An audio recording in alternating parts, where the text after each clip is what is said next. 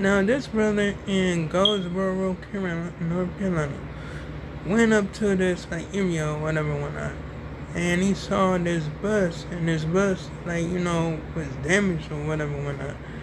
Now, how this bus got damaged because the bus driver tried to go under train bridge that was low as hell. She tried to force it through there with all these kids on the bus or whatever whatnot. For real, thank goodness the kids didn't get injured, but the only thing is her dumb ass got injured. For real though, I mean that shit was crazy as hell. Anyway, now this dude was athlete or whatever whatnot, and he was doing his thing, up in college or whatever, and he went to jail in a traffic stop or whatever whatnot. And this cop beat the hell out of him. You know what I'm saying? He had injuries towards his head. And then after when the cop did that shit, he just grabbed the sheet and lynched his ass up in the jail cell. For real though.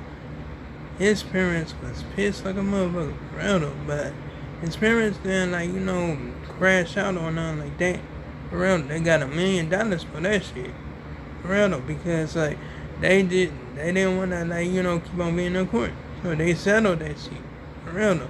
Anyway, so yeah, I was like, god damn, that was crazy as hell. For real though.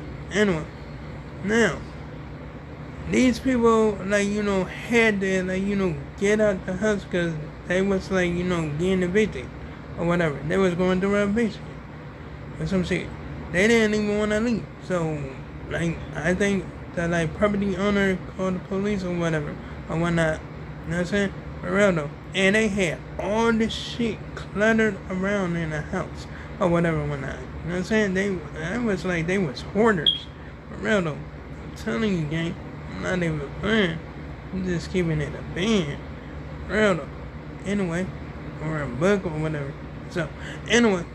So, this old ass man up there saying he had to get his duel or whatever, or not, and he actually went up in our damn house.